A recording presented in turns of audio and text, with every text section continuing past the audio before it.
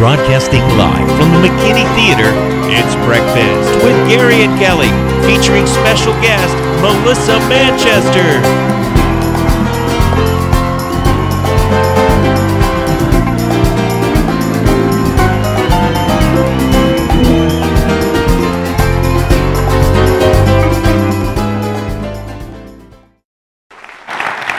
Why, hello. Welcome to Breakfast with Gary and Kelly, everybody.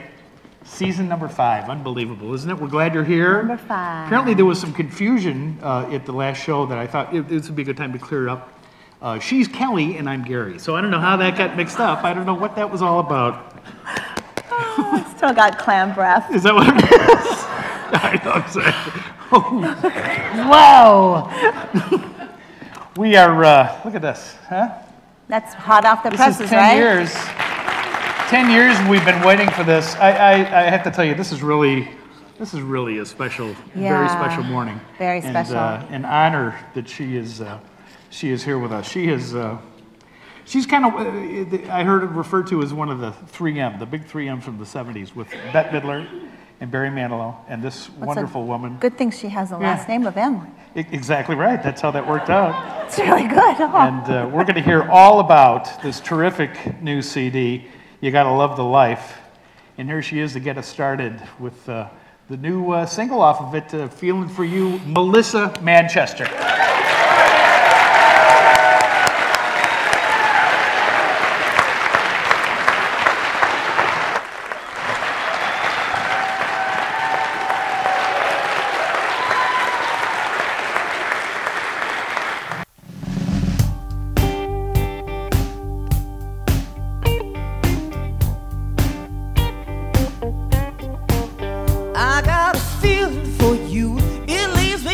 At best, 'cause what I want us to do is scaring me half to death. You got that mojo working, casting a spell across the room.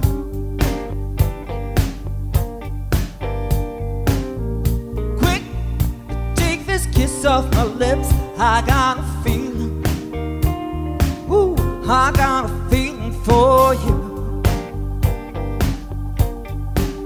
Won't complicate what I won't disrespect what I need. It's way too late to undo what's better than a dream. You got that mojo working, dancing your crazy voodoo.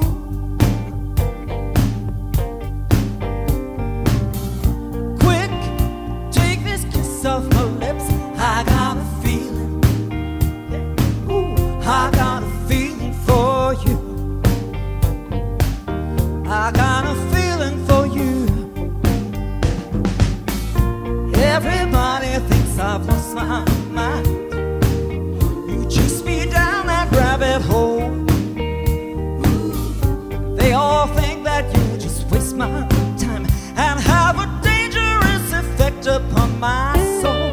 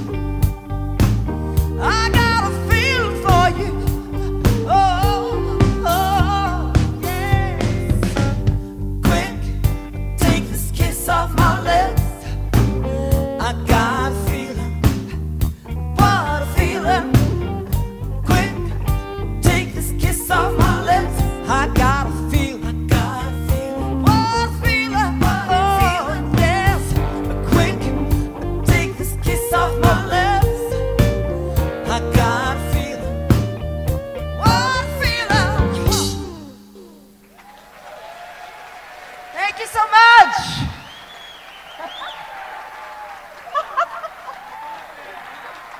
Thank you so much. Nothing is easy. Welcome back to Breakfast with Gary and Kelly. Miss Melissa. I'm honored that you're here. I really am. This is spectacular. This is spectacular. Amazing. We've been working on this for how long? Yeah, we have been. Well, and here's the thing. You've been working on this. That's right. Yes, that is my new CD, my 20th, called You Gotta Love the Life. 10 years? Yeah, it's coming out February 10th, and we're so excited. It's just unbelievable. We have beautiful guest artists who are part of it. Friends of yours, Al Jarreau, Dave Koz, and Yeah, the absolutely. late Joe Sample, Dionne Warwick. Yeah. I get the sense that this kind of took on a bigger life as you got further and further into it. Yes, Tell yes. us the whole story. Yeah, how did it all start? Well, I my mean, students at USC, I teach at the Thornton School of Music, and they suggested that I try crowdfunding, and I didn't know what that was. So one of my students became my project manager, and my students became street team, and it was just wild. And because we recorded it at Citrus College, which is a teaching college, and our engineer, Tim Jaquette, is the professor there, we had students coming through the studio all the time watching live musicians really bring it and make beautiful music. So it was wild. Yeah. Yeah, it was great. Can I ask why? Yeah, there you go. Very cool. You made a conscious decision to teach or to just kind of back away from the business? No, I've never backed away from the business except for when I took several years off to raise my kids. But I've been, gigging and writing all but along. I mean, to go this long, Well, to make a record, yeah, because I really, we're in a new industrial revolution. Crowdfunding is the new version of the record company, if you have the guts to do it and the courage, because it's a lot. And I just wanted to, this was an adventure I just didn't want to miss. And I wanted to experience what kids are experiencing as their new normal. And so it was just wonderful. So did you came up with all of these songs just by... Just overnight they showed up. Yeah. I'm fantastic. Wow, you are good. No, I had incredible collaborators, and some of the songs I've been working on stage, because this is my office, and so the audience gives me feedback about arrangements and shapes, and it was just beautiful. Nice. Yeah. Nice. It really is unbelievable, the guest artists on here. Yes. Including the late, great Joe Sample. Yes, the late, great Joe. Yes, incredible. Possibly one of his very last things, I think. Yes, indeed, and Hal David, that I wrote Other End of the Phone with, it was his last lyric that I set to music, and that is what we had Dionne Warwick guest on, and it was just it was unbelievable. Yeah. Wow. Dionne Warwick. Yeah. She was supposed to sing Midnight Blue, was she not? Yes, I had sent it to her, and the person who was listening to my demo wanted to know who the girl singer on the demo was, and it was me, and I ended up recording it, and Dionne forgives me to this day. Waiting for another song, though. Tell us about you. I want to hear about your parents. Your dad was a musician. Yeah, so bassoonist with the Metropolitan Opera for 30 years. Yeah. So obviously you knew what you were going to be doing. I mean. Well, I did. Yes, I did. I mean, there was music all over the house. My mother was a beautiful designer of clothes, and my sister and I were just raised to pursue our dreams because my parents were both the black sheep of their family. And, being musicians? Yeah, they were, so this unusual version of normal always appealed to me. And being in New York City, I just kept having these amazing adventures as a teenager. So you I were got on a chance stage? Well, I was on stage. I got a chance to study with Paul Simon when I was 17 years old at NYU. Songwriting was he had 6 months off. Bridge Over Troubled Waters was #1 all over the world, by the way. And he was taking the songwriting class. and he was teaching a songwriting class, and I worked in street theater, and I was an usherette at the Vivian Beaumont Theater, and I parked cars for theater companies. I just wanted to be around creative people. In jingles, too. I did. I made a very good living, singing jingles, and that's how I paid for my demos that I would send out to record companies for years, and they always said, no, but I just kept going. Oh, man. Well, that's well, part of the what deal. it is. Yeah, right, exactly, exactly. Was that the connection that led you into to Barry Manilow and then Bet? And Barry and I were jingle singers. That's how we met. I was just going to say, I know he was Yes, a that's jingle how singer. he met. Okay. Yes, that's how we met. But at the time, he was music director for Bette Midler, who you had not heard of at the time. And she played at a club diagonally across the street from a club I played at. My club was called The Focus. Her club was called the Continental Bathhouse. Oh. And she came to see me one night after her performance, and they both came. And she had just been on the Carson show, and I asked her what was going on with her, and she was getting ready for her first concert at Carnegie Hall. And I said, wow. Are you going to have any background singers? And she said, no, I don't know. Would you like to sing in back of me? And I said, well, actually, I'd like to sing instead of you, but I'll be happy. That's how we became friends, yeah. So I was the toots in the middle of the original Harlettes. Yeah. Oh, so the Harlettes were your idea? Yeah, Manilow and I created them. They were originally called MGM, and then they were called the Red Light District, and then we settled on the Harlettes. Oh, Lordy. Those had to be just such spectacular. fun days. Spectacular. Such fun Well, days. she's so brilliant. As Bette describes herself, she has the soul of a librarian. Brilliant woman. Oh, she really is. She really is. What kind of stuff? What did you take away from that, being with her? I mean, is there anything you can even? Well, you know, from my vantage point, I was standing behind her and to the left. I mean, I saw her transport an audience, and in those days, she was transporting a mostly marginalized audience, the gay audience, and she brought them with her choice of songs and the huge heart she brought to the stage. She gave them a sense of belonging, and then, of course, the radiance got larger and larger, and people just loved her, and she's just magnificent. Yeah, phenomenal, phenomenal. Tell the story, the Stevie Wonder story from the day that. Oh my God, Stevie Wonder was one of my guests, and we asked him to play harmonica on a song that I'd written with Tom Snow. And he showed up with his driver and his press person and his makeup person and his handler. And he came to Citrus College during the spring break. So there was nobody on the campus except for one small group of student musicians who were practicing their band stuff. And before and Stevie showed up with his box of harmonicas, because that's what he was doing. I didn't know you could have a box of harmonicas. And if anybody can, Stevie. Right, and so we did the gig, and he played magnificently, and he just kept bringing it and offering suggestions and whatever. I mean, we ended up with enough for 1,000 songs. Anyway, after the gig, he goes to the restroom, and to the left of where the restroom is, he heard the kids practicing. And he comes out of the restroom, and if you can imagine, a crowd of people running after Stevie Wonder, who is now running towards the kids' studio. He goes into their studio and just stands there, and they're rehearsing. And at some point, they take a tiny break, and one of the girl singers says to him, "Would you like to sing with us?" And he says, "What do you got?" And they said, "Well, we've been practicing Superstition." He goes to the center of the room. Oh.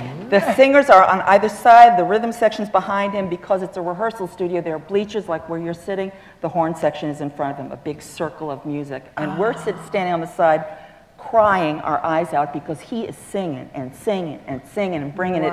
And these kids just play like their lives depended on it. And when it was over, everybody was screaming. And he said to the music director, "I'll be back." Oh, so beautiful. Could you imagine? I got chills. I got unbelievable. goosebumps. It's unbelievable. It's unbelievable. Wow. Those moments are just. Can you imagine? There's not enough money. You can't buy them. Can you And imagine I said to the kids, I said, buy a journal or write in your journal or something. Write down everything that you knew about that day, what you were wearing, what you ate, something, and then write down this moment. Because I've kept journals since I'm 14, and I said what you will find really interesting is not so much the event, which is fantastic, but the way you thought about it. Exactly. That really reflects where you were in your life. some of the dinner table conversations that evening? Probably. What did you do in school today, dear? Oh my God, they were just screaming. It was beautiful. I'll bet. Any pictures out of that, or was it, that was pretty much locked down, wasn't it? Yes, he had a photographer and a videographer who was taking lots of photos. Got to find it. Beautiful, yeah. Got to find it. Oh, spectacular. Yeah. Wow. Well, what a fun thing. I mean, what are some of the things that you learned from this in the new version of this 'Cause crazy music This business? is the first time you've ever done something like this. Yes, what I learned was that the contributors to the project, they were as interested in the process almost as I was.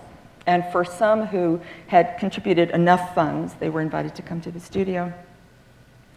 And the thing is that with art, I guess, even when you see behind the curtain and you see how the rabbit is pulled out of the hat, you still get thrilled when the bunny shows up.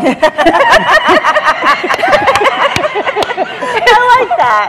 I do too. It's true. I do too. Yeah, it was great. Yeah. Oh, wow. But it was great. And also because of the students coming through it, for them to see live musicians creating music and having musical discussions about ideas and shape and the collaborative juice of it. So many young people are making music in their garages with tracks, no live musicians, and these kids were in such reverential awe to see the process of making and shaping music. It was just But you had a lot of people embrace it as far as contributing. Yes, it was lovely. Because you probably thought, well, is anybody going to really do this? Or is it something that let's see what happens? And all of a sudden they just... It was beautiful. Yes, it was really beautiful. Another guy who's a great friend of this station and the show is Dave Kaz, who is... What a phenomenal guy he is. What a mensch. Yeah. Exactly. Exactly. He's unbelievable. And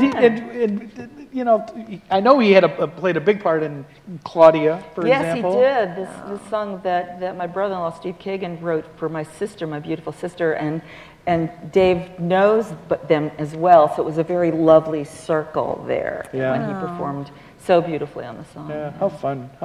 And looking over some of the, looking back at some of your stuff. Oh, by the way, look at this, huh? Who's that little Look girl? at this. Look at that one, huh? From 1973.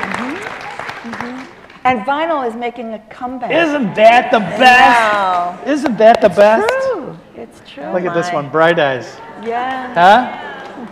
Isn't that fun? From 74? Yes. Wow. Yes. Those were the first two on Bell Records, and then that was the first on Arista. Yeah. Remember this one? Look at this. Look at that face. Look at that beautiful face. Wow. What's it say on the front? Oh, Midnight Blue. Mm-hmm. Nice. Wow. Too fun. Will you, we're going to demand that you sing some more for us.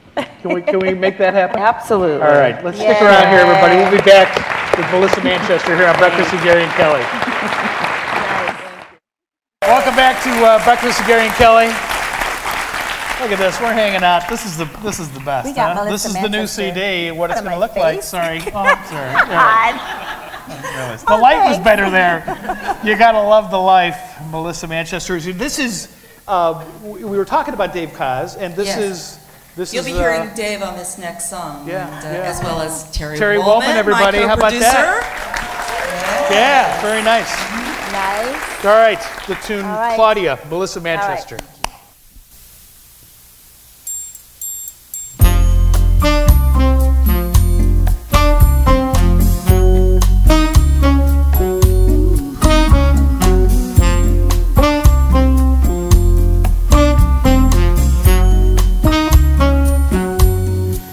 There are women, there are girls, then there's Claudia.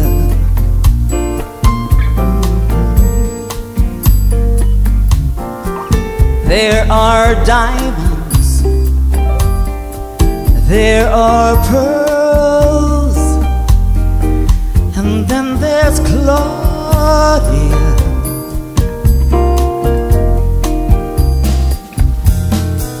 In a world gone completely mad, I get frightened, confused and sad, and I lose what I thought I had. But there is Claudia, Claudia. There are riches,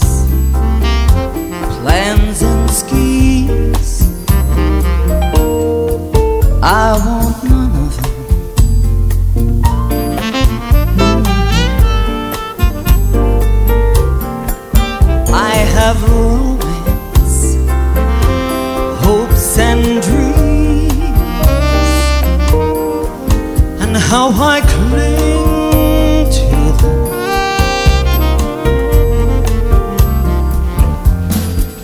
When there's nobody left to trust, when the diamonds have turned to dust, there is Claudia,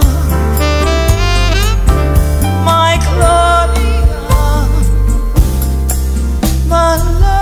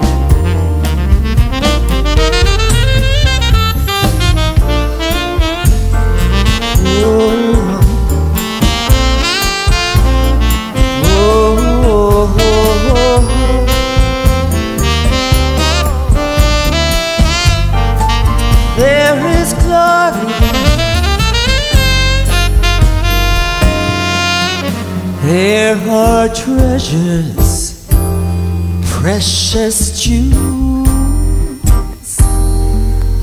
I need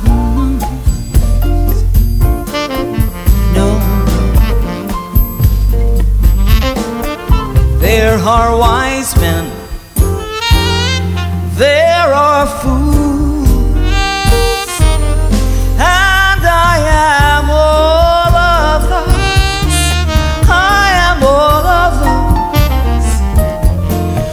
Though the pearls may remain unstrung, and the songs all remain unsung,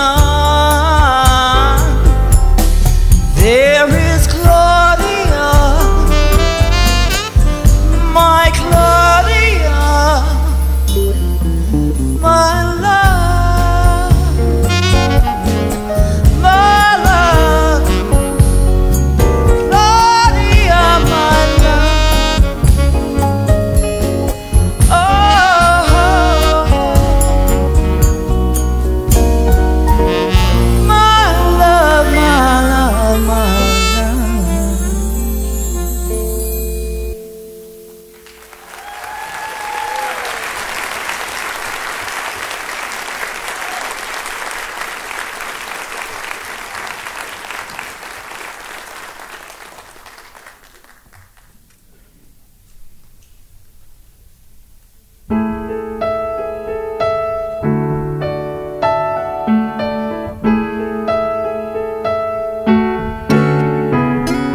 Whatever it is, it'll keep till the morning. Haven't we both got better things to do? Midnight blue, even the simple things become rough. Haven't we had enough? And I think we can make it one more time.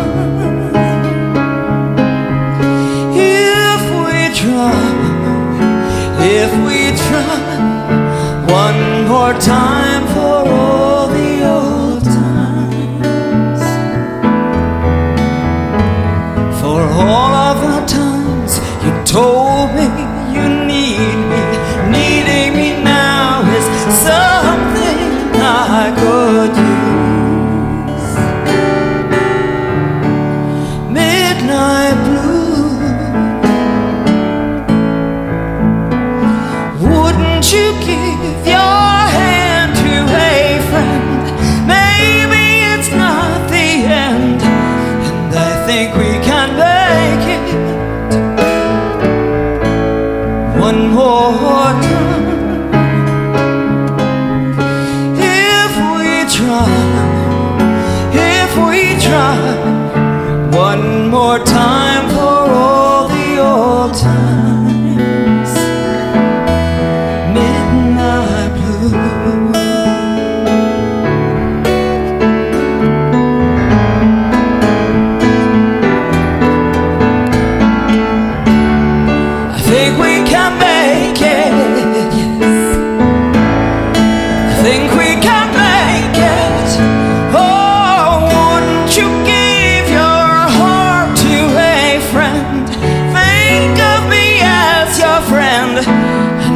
think we can make it one more time.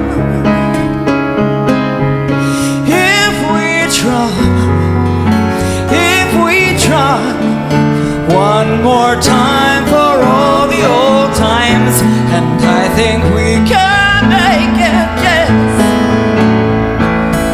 One more time. If we try one more time for all of the old times.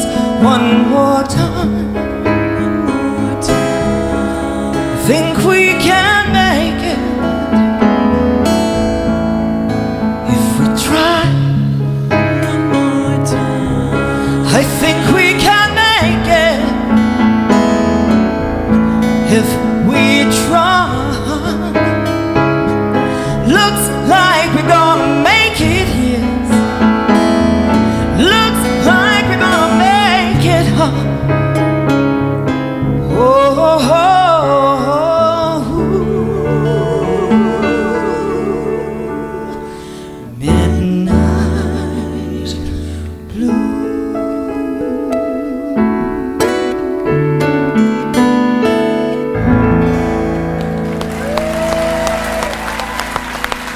Susan Holder, Terry Wollman. Terry Wollman. My goodness. Sue. Oh, Look at this. how about that, huh? That's the new one. Stick around. We're going to take another break and come back and chat with Melissa Manchester.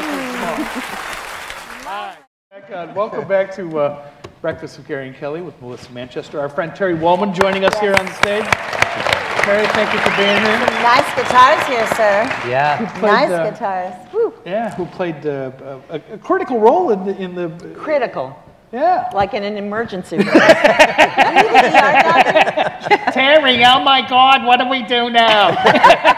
Not quite like that, but tell us what he did. Yeah, Give what us did the- he- we had a very long breakfast with Sue Holder, who's also my tour manager, and Terry was kind enough to explain all of the new ways to bring in real musicians and bring them on and hire them up and be fair with them and explain the different ways we could do this. How did you two meet? we met many, many years ago when I was music directing a late night talk show, and both played together, and then forgot because 1,000 other things happened. Kebmo reintroduced us. They were recording a duet together, and Kevin had asked me to do a chart, and then said, "This is for an old friend of yours." By the way, that was Kebmo on "Feeling for You." Yeah, the first He song. co-produced it and played the guitar. That's who you were listening to. Oh, nice. So anyway, go ahead. So that's when I think we re-met. Yes. But I had always been sort of peripherally following Melissa because I'm friends with many of the people in her band, and so and then I had asked you to sang sing. on the Christmas- You sang on yeah. my Christmas record, where we recut Home to Myself. "Home to Myself," one of my favorite Melissa Manchester songs. And I wrote a string quartet, and you came in, and then we haven't really looked back. Right. We've just, as our friendship has grown, we've continued to find ways to make music together, and it was The just musicality probably is Oh really my goodness beautiful. gracious, right? Plus, It's when too bad he's so bummed out all the time. We're working on that for the new year. Yeah, there you go. There you go.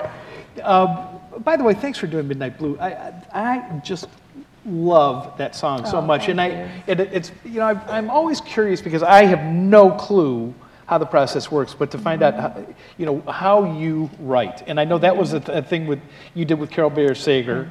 I mean, in my head, I always kind of flash back on Seinfeld, him and George writing their show. Okay, a guy walks in now. That's good. Now what? Yes. But can you talk about that at all? I mean, is it just discipline? Well, it's partly discipline, but the sort of the discipline shows up after you've been doing it a long time, and then you realize, oh, this is discipline. But mostly the songs came out of conversations, and that's why the songs that I wrote with her in particular always had a very conversational tone to them. And the thing, she had such a unique talent, which is that the first line of many of her songs, first lines are very hard to come by. They have to sort of land, so you, the listener, will hear it and get it. Hear it deeply, I mean. And her particular talent is that she can write a line which brings you into the center of the conversation. And then you're hooked. And so when I heard, I was playing music and I heard her speak whatever it is, it'll keep to the morning, I'm in. Just let's keep doing this. Wow. So it was really beautiful. Is that the kind of thing that will go fast? Sometimes it'll just sort of fall through you, and it's incredible. And sometimes you have to really wrestle ideas to the ground because they're coming from odd angles or whatever. Yeah. It's all mysterious. When it's over, I never know how I did it, and if I'll ever write again. Probably best not to even think about it or try and analyze it too much. It's hard. How did you and she meet? Carol and I? Yeah. She actually came to see a Bette Midler concert. I was the toots in the middle, and she needed a demo singer, and she hired me. Wow. And then, I was a budding songwriter at the time. How fun, how fun. So I'd like to get back a little bit to the new CD too. What are some of the things that you learned, and maybe some of the obstacles that your students are facing that you never would have thought about or didn't even imagine when you were in their, in their age group and starting off? Because it's so different. I mean, it is so different now. It is. I mean, there are so many ways to get your music out. There weren't when I was starting in the 70s. Which was the good thing. Well, yes. I mean, there was the convention of the record companies. The issue became for me, why is it after I make all your money back, presumably, you still own my work? That's why I wanted to try this way through crowdfunding. What I teach my students? Well, I teach my students the stuff that won't be changing. I teach them about staying strong and staying focused, and I also tell them, as young singer-songwriters, that just because you wrote the song doesn't mean you know everything about it. If you're lucky enough to be asked to sing your songs for 45 years, as I have, as you grow, as you have more experiences in life, the actual song will deepen. And then, of course, what comes back from your listeners is so unbelievable. Yeah. I actually have a question. Okay. Please.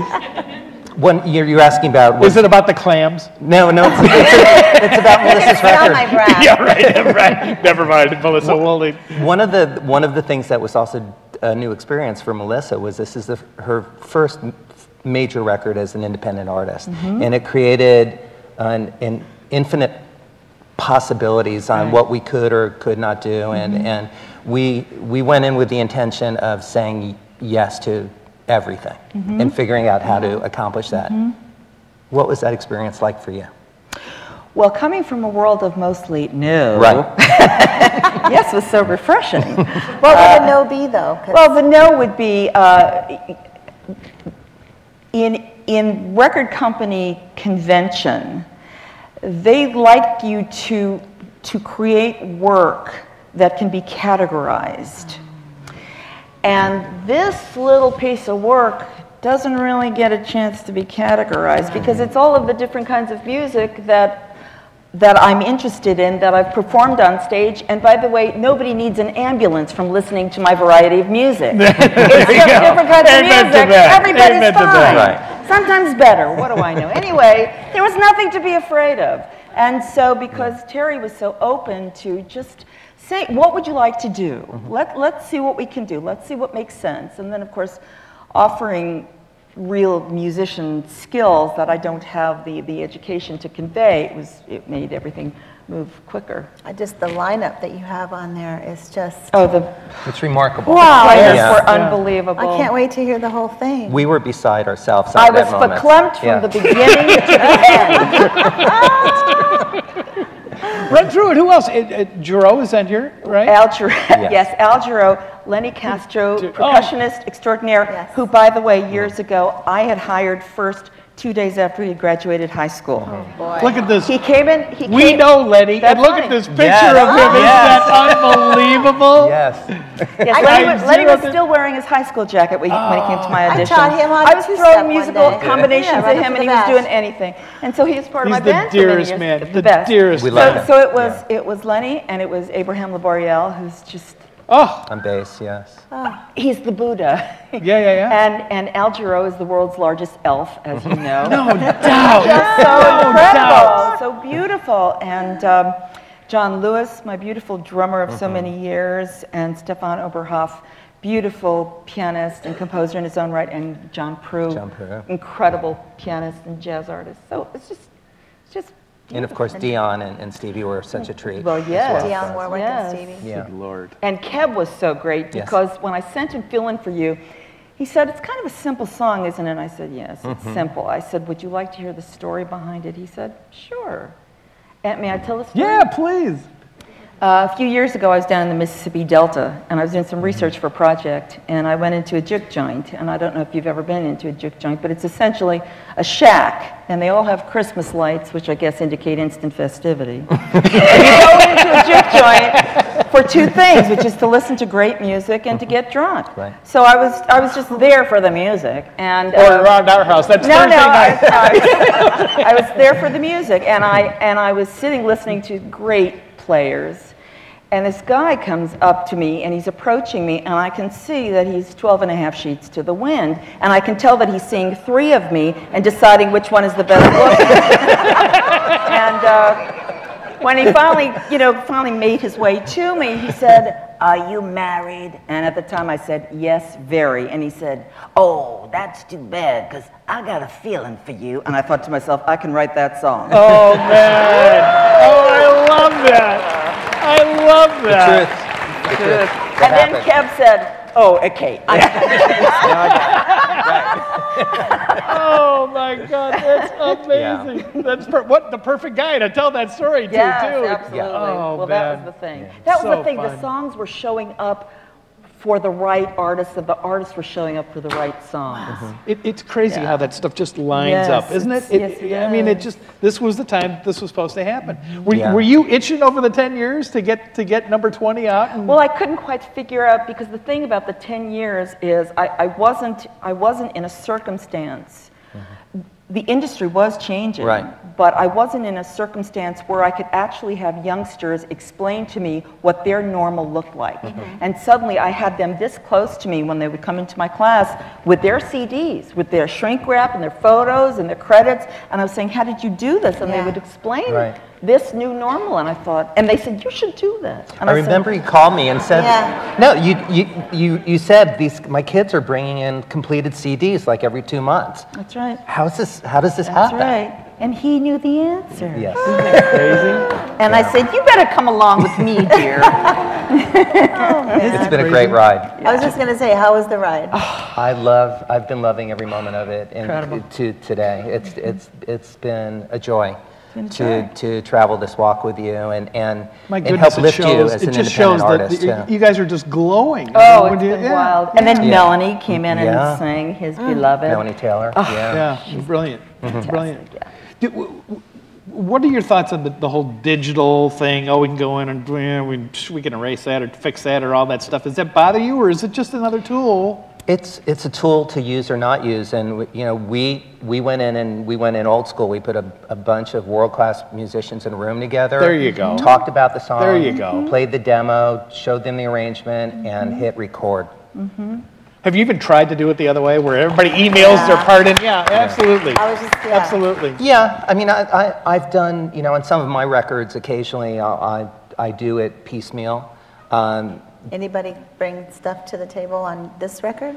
Or was it all, did they email anything? Well, Oh, no. we were all That's what I'm there. saying, Everybody there? We were all what there. you're hearing is the room. Yeah. Okay. And that was part of the thing, too. The studio at Citrus College is so spectacular. That's where you recorded. Oh, It's my amazing. goodness. It's amazing. It's beautiful.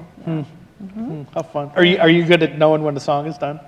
I always like to kind of find out. I mean, because I know there are people that'll tinker, and go, not yet. Yes, we know when a song is done. We actually had a song that was not even finished being written. And the musicians were looking at a chart that wasn't finished, and they said, and then what do we play? Right. And that was the title song. How fun. Yeah, it's the title track. You got to love the life. Oh, man. And we also recorded it. You know, we almost had it. You know,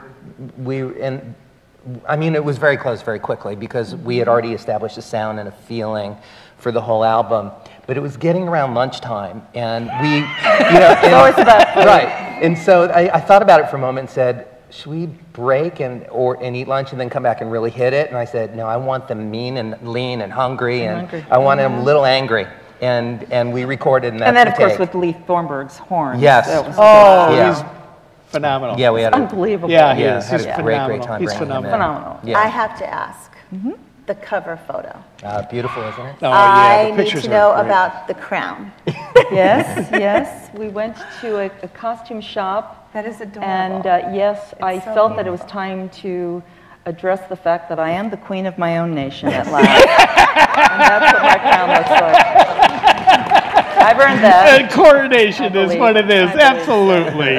You're just damn right it is. beautiful. As it should be. As it should be. Just beautiful. Well, I want to also take the chance to say thanks for doing the bash last year. It was such an honor to have you. Wasn't it fun? Oh my God, Wasn't it fun? And our audience just went nuts. we've had, as we have done this over the years, you know, I've had some really magic little moments, and there were a couple of them last year with you, saying, this is Max Bennett, have you met? And then also Greg Adams. Oh my Just God. it's like royalty. It's, It you is know. royalty, and the fact that, you know, all of you that were there, everybody knows what it is, Right. and so you just sit and wait and know what's the madness going on backstage. It blew my mind. It's Well, fantastic. May 24th, if you're not doing anything. And in the neighborhood. And if Yeah, you're feel free to ink that. Why Exactly. don't you two out on stage if you're around? So just throw Exactly. that out there. I'm Kay to the Ash Bay.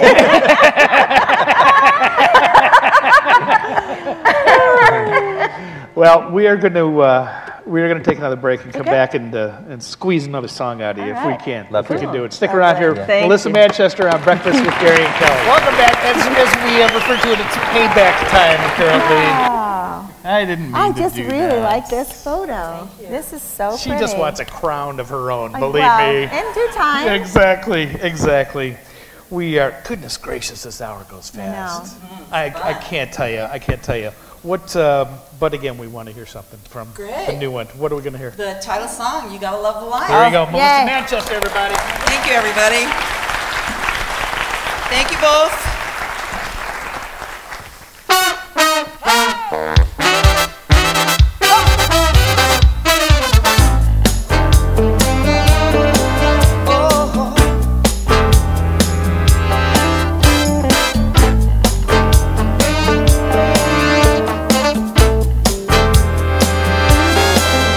Got your blind ambition and it's dragging you all over town. Oh, you wanna play your music, better show your stuff off and knock you down. It gets you down, but before you know it, turn around and do it again. You gotta love the life, the hunger in your heart. You make a sacrifice for what you do is who you are. You gotta learn to fall every time you hit the wall. Oh, baby, you got to rise, give it another try. You gotta love life.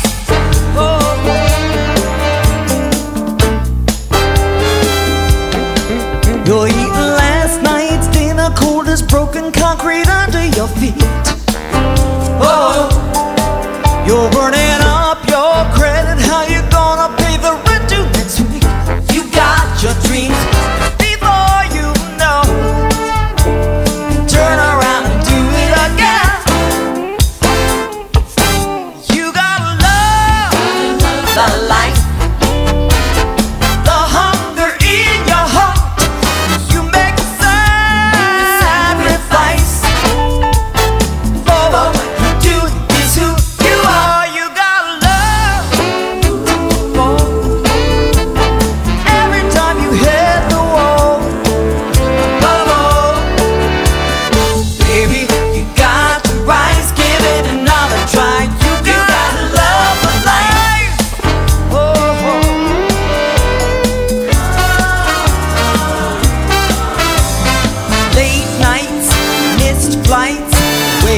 been wondering what city I'm in. Big deals, bad deals, holding on to your dream. Takes guts and a tough skin. The road to my home, see you when I see you, and I hope that's alright. Love me, baby. You got to love the life.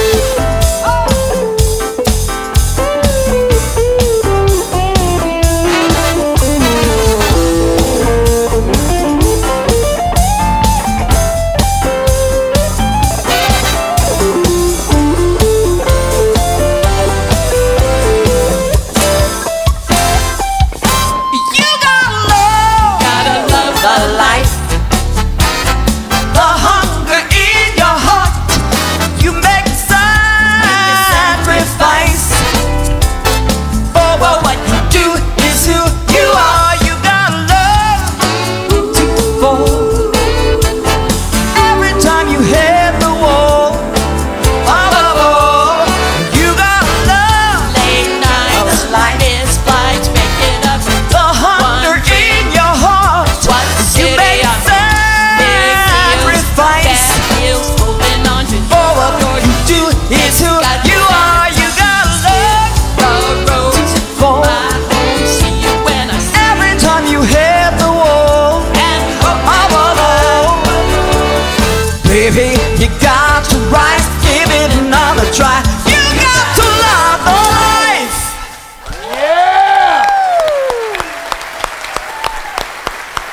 Terry Wollman.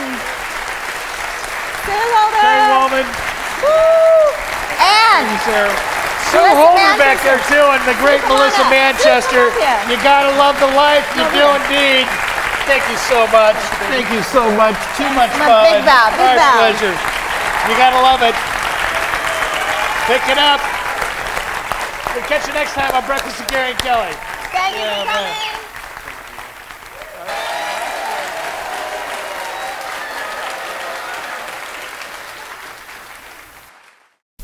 Thanks so much for coming, y'all. You know this song. This is just a different arrangement of it. If you know the background parts, sing along.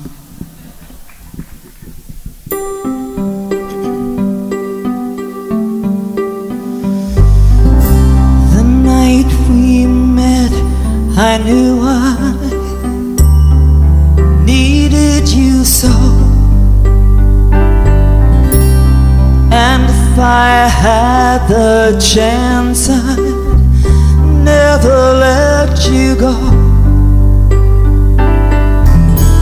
So won't you say you love me? I'll make you so proud of me. We'll make them turn their heads every place we go. So won't you please be my little